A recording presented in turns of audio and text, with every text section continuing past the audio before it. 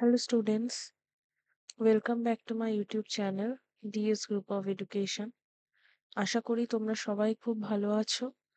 তোমরা last 3 days class এবং PYQs already দেখে নিয়েছো। আজকে আমরা ইউনিট 3 টেক্সটাইলের পার্ট 7 ডিসকাস করব। অ্যান্ড তোমরা জানো যে আমরা ইউটিউবে ফার্স্ট টাইম বেঙ্গলি ল্যাঙ্গুয়েজে পেপার টু হোম সায়েন্সের প্রিপারেশন করছি। তোমরা যারা এখনো পর্যন্ত আমার ইউটিউব চ্যানেলকে সাবস্ক্রাইব করোনি তারা কিন্তু ডেফিনেটলি চ্যানেলকে সাবস্ক্রাইব করে দেবে। June 2025 home science UGC net নামে একটি প্লেলিস্ট আমি বানিয়ে রেখেছি, যেখানে তোমরা বিগত যে 6টি ক্লাস হয়ে গেছে ফ্রি ক্লাসেস সেগুলো কিন্তু অ্যাক্সেস করতে পারবে। তোমরা টেলিগ্রামে যারা জয়েন হওনি, DS group of education home science নামে এটি টেলিগ্রাম গ্রুপ আছে, সেখানেও কিন্তু তোমরা জয়েন হতে পারো। ইম্পর্টেন্ট নোটিফিকেশন অ্যান্ড ক্লাস নোটিফিকেশনও কিন্তু পেয়ে যাবে।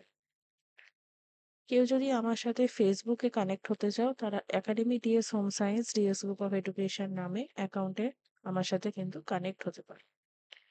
পেড ব্যাচ রিগার্ডিং কোনো কোয়ারি বা পেড ব্যাচ নিতে ইচ্ছুক কোনো স্টুডেন্ট যদি থাকো, তারা আমাকে এই নাম্বারে হোয়াটসঅ্যাপ করতে পারো, তোমরা সমস্ত ডিটেলস পেয়ে যাবে। আজকে আমরা মূলত ডিসকাস করব টেক্সটাইল ফিনিশিং সম্পর্কে। যখনই ফিনিশিং কথাটা আমরা দেখতে পাচ্ছি, আমরা বুঝতে পারছি যা কিছু আমরা শেষে ব্যবহার করব, তার মানে লাস্টে। তাহলে টেক্সটাইল ফিনিশিং কি? It is a process used in manufacturing of fiber, fabric, or clothing in order to impart the required functional properties to the fiber to fabric.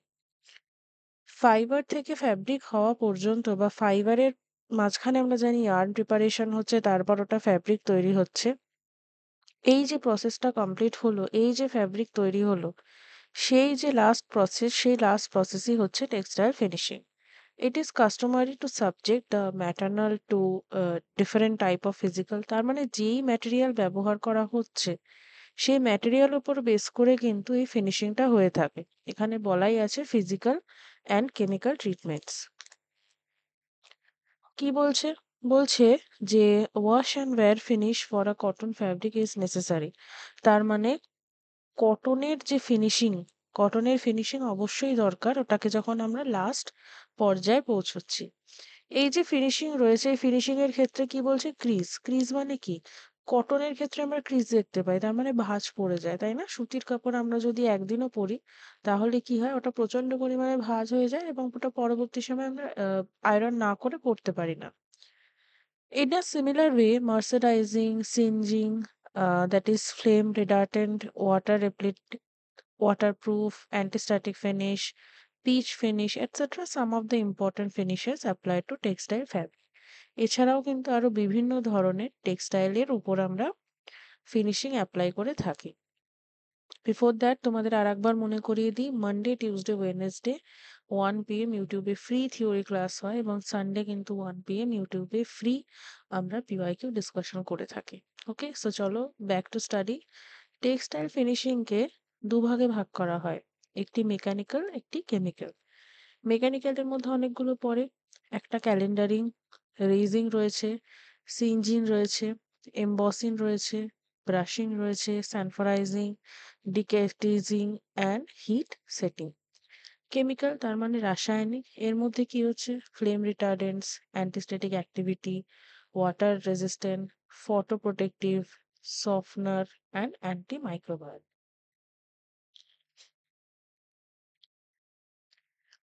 First হচ্ছে ক্যালেন্ডারিং।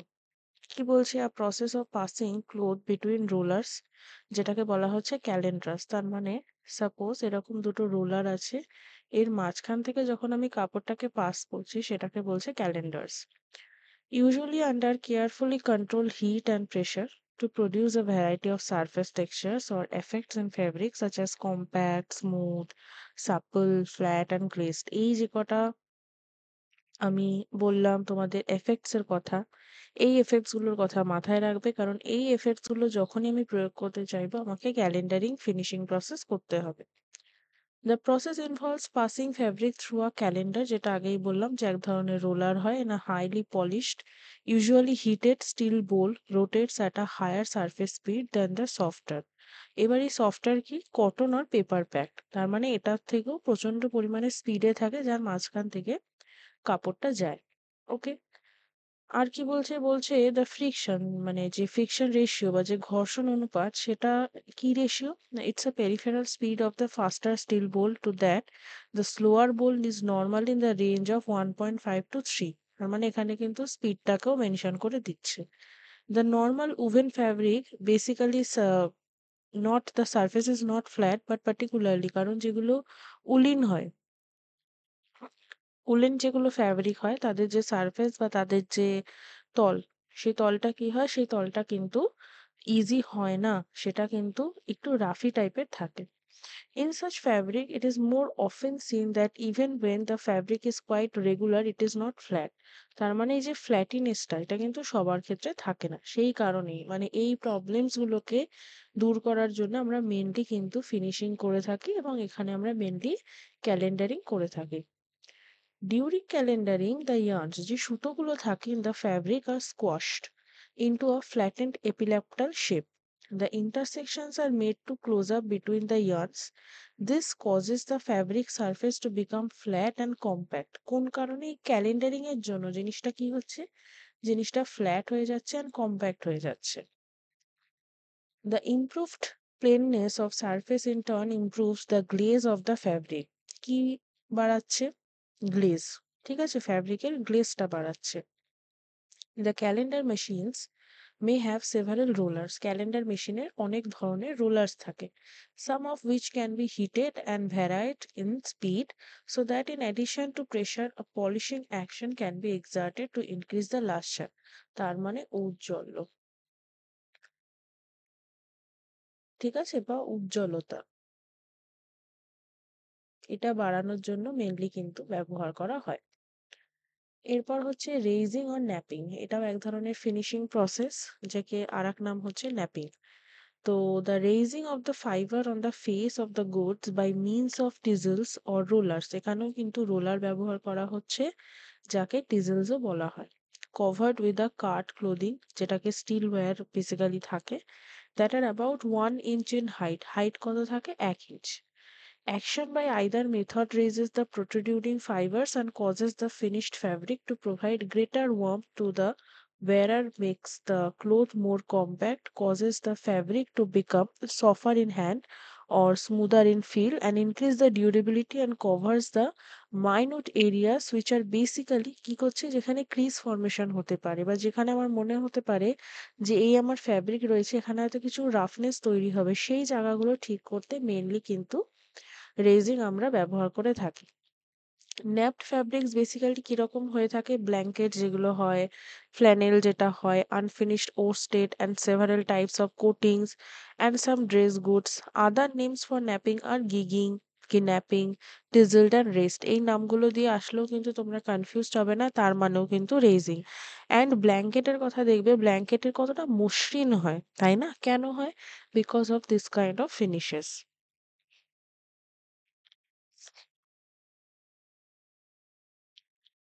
নেক্সট হচ্ছে ডিক্যাটিং, যেটাকে কি বলা হয়? Decatizing, a finishing process applied to fabrics to set the material, ম্যাটেরিয়ালকে set করতে ব্যবহার করা হয়। Enhance the lustre and improve the hand, fabric wound onto a perforated roller is immersed in hot water or had steam blown through it। তার মানে এখানে either আমি গরম জল ব্যবহার করতে পারি বা স্টিম ইউজ করতে পারি।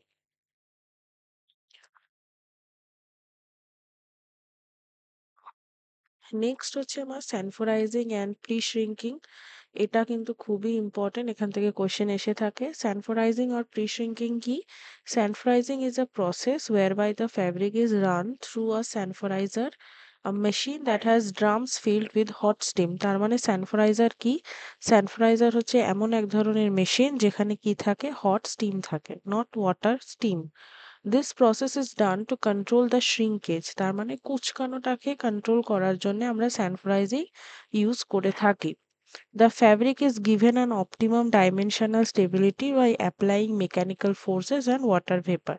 Definitely এখানে steam use হচ্ছে, তো এখানে বেসিক্যালি কি করা হচ্ছে, it's a mechanical process and এখানে ওয়াটার ভেপারকে ইউজ করা হচ্ছে। ক্রিজ রেজিস্ট্যান্ট আর ক্রিজ প্রুফিং, তার মানে এই ক্রিজ রেজিস্ট্যান্ট কি? Crease resistant finishes are applied to cellulose fibre. Cellulose fibre কোনগুলো? কটন হয়ে গেল, লিনেন হয়ে গেল, রেয়ন হয়ে গেল, দ্যাট রিঙ্কেল ইজিলি। তার মানে তোমরা দেখবে কটনের জিনিস তো আগেই বলেছি এবং আমরা জানি এটা মানে একবার পরলে পরের বার ওটাকে আয়রন না করে পরা যায় না। আর কি? লিনেনের ক্ষেত্রেও সেম হয় এবং রেওয়ানের ক্ষেত্রেও কিন্তু সেম হয়। কি হয়? এটাকে কিন্তু আয়রন না করে পরা যায় না। Permanent press fabrics have crease resistant finishes that resist wrinkling and basically help to maintain creases and pleats throughout the wearing and cleaning. তার মানে এমন এক ধরনের ফিনিশিং, এটা কি ধরনের ফিনিশিং যেখানে পার্মানেন্ট প্রেস ফ্যাব্রিক বলা হচ্ছে। তার মানে এদের ক্ষেত্রে কিন্তু আয়রন না করা গেলেও চলে। রিয়নের ক্ষেত্রেও কিন্তু বিভিন্ন ধরনের টাইপ থাকে যেখানে কিন্তু আয়রন করতে হয় না। স্টিল এরকম বহু রেয়ন ক্লথ রয়েছে, রেওয়ান ফ্যাব্রিক রয়েছে যেগুলো দীর্ঘদিন ধরে আমি পরবো কিন্তু সেখানে কিন্তু কোনো রকম আয়রনের প্রয়োজন হয় না।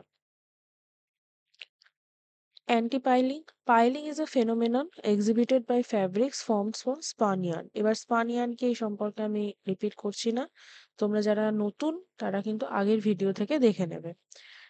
স্পান ইয়ার্ন বেসিক্যালি কি? Yarns made from staple fibre. Staple fibre থেকে যে সুতোগুলো তৈরি হয় তাদেরকে স্পান ইয়ার্ন বলা হয়।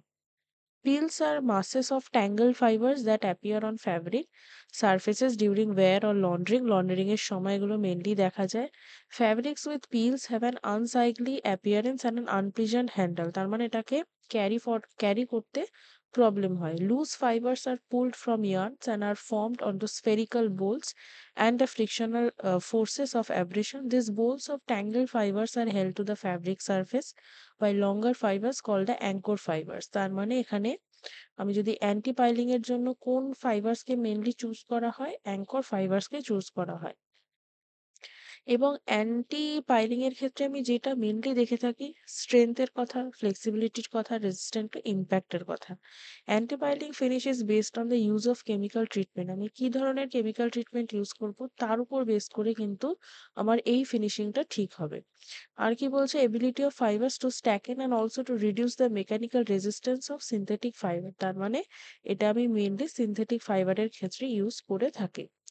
Anti mildew, in certain ambient humidity and heat, মানে যেখানে আর্দ্রতা একটু বেশি এবং তাপমাত্রা একটু বেশি থাকবে বা উত্তাপ থাকবে, সেখানে কি বলছে যে cellulose can be permanently damage. তার মানে সেলুলোজ ফাইবার থেকে তৈরি যে ফ্যাব্রিকগুলো সেগুলো কিন্তু ড্যামেজ হতে পারে। এই ড্যামেজটা বলছে ডিপলিমারাইজেশন জন্য হতে পারে সেলুলোজের, অথবা সার্টেন মাইক্রো অর্গানিজমের জন্য হতে পারে, যার মধ্যে একটা হচ্ছে মিলডিউ। এবং দ্য সিচুয়েশন ইজ ওরসেন, খুবই খারাপ হতে পারে ডিউরিং লং স্টোরেজ পিরিয়ড, অনেক দিন ধরে রাখা হচ্ছে। By the presence of a starch finishing agents this damage can be prevented by use of antiseptics, bacteria controlling products containing quaternary ammonium salts and phenol derivatives. এবার দেখো এগুলোকে control করার জন্য এই ধরনের প্রোডাক্টগুলো কিন্তু ব্যবহার করা যেতে পারে। Die stuffs containing heavy metals can also act as antiseptics. Permanent modification of the fiber, যেটাকে cyanoethylation বলা হয়, is another possibility. নেক্সট হচ্ছে প্লাজমা ফিনিশ। প্লাজমা ফিনিশের কথা কি বলছে?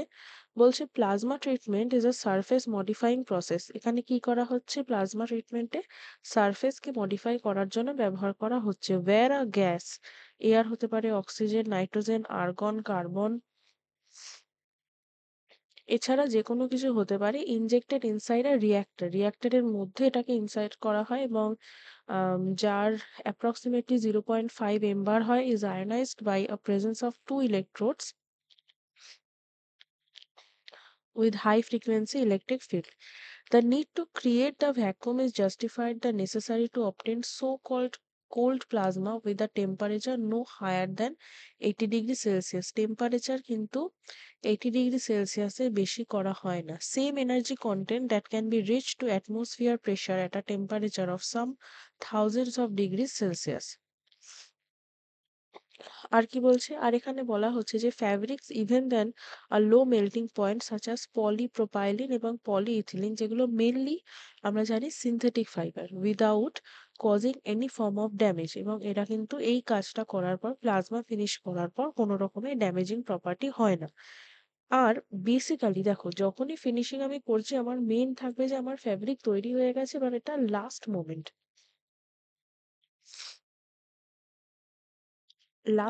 এর উপর আমি অ্যাপ্লাই করছি। তো এই অ্যাপ্লিকেশনটা মেইনলি আমাকে দেখতে হবে যে কতটা ডিউরেবল হয়।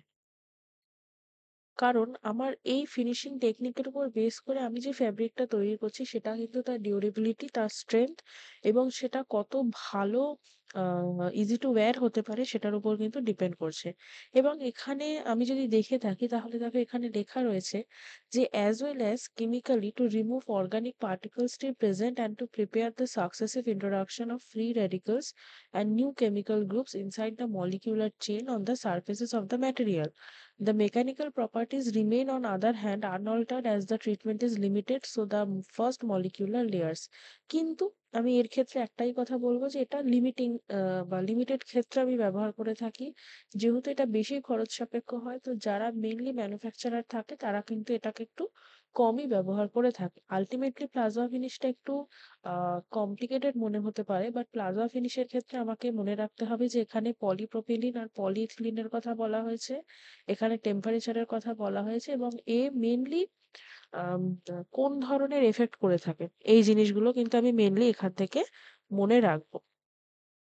নেক্সট হচ্ছে enzyme finishing. Biopolishing, also called a biofinishing, is a finishing process applied to a cellulosic textile. এটা কার ক্ষেত্রে ব্যবহার করা হয়? সেলুলোজিক টেক্সটাইল মানে কটন হতে পারে, linen or rayon, that produces permanent effects by the use of enzyme. তার মানে এনজাইমের ব্যবহারে এখানে পার্মানেন্ট এফেক্টস ক্রিয়েট করা হয়। Biofinishing removes protruding fibres and slubs from the fabrics. তার মানে ফ্যাব্রিক্সের উপর যদি কোনো ওয়েস্ট ম্যাটেরিয়াল লেগে থাকে সেটা দূর করা হয়, ঠিক আছে। Significantly reduces the pilling, softens fabric and provides a smooth fabric appearance especially for knitwear and as a pre treatment for printing. তার মানে আমার কাছে যে ফ্যাব্রিকটা তৈরি হয়ে গেল, সাপোজ কটন, এই কটনের উপর আমি কিছু একটা প্রিন্ট করব, কোনো একটা গোল কিছু সার্কেল এরকম প্রিন্ট করব, ঠিক আছে, এটা প্রিন্ট করব, তো এটার জন্য মেনলি এটাকে তৈরি করা হয়। So this is all for today. I hope আজকের ক্লাস তোমাদের ভালো লেগেছে। ক্লাস সম্পর্কিত যদি কোনো ডাউট থাকে তোমরা কিন্তু কমেন্টে জিজ্ঞেস করতে পারো। ফিনিশিং কাইন্ড অফ টাফ মনে হতে পারে, বাট আমি সাজেস্ট করব যে আরেকবার ভিডিওকে দেখবে এবং নিজে থেকে নোটস বানাবে, তাহলে কিন্তু সেটা তোমাদের জন্য ইজি হবে। সো নেক্সট ক্লাসের জন্য ডেফিনেটলি কিন্তু চ্যানেলের সাথে থাকবে, ভিডিওকে লাইক করবে, শেয়ার করবে আর চ্যানেলকে সাবস্ক্রাইব করবে। Thank you for watching.